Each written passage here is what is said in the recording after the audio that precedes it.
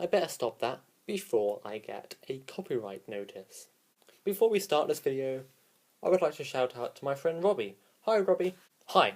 Welcome to my video about Bonfire Night. What is Bonfire Night, you ask? Well, Bonfire Night is basically the UKians, people from the UK, celebrate a night where they set off fireworks and put bonfires up because there was an attempted terrorism attack in the 1500s where some guy called this is his real name, by the way, Guy Fawkes. Don't get mixed up. Not a guy named Fawkes or the Guy Fawkes. It's just Guy Fawkes.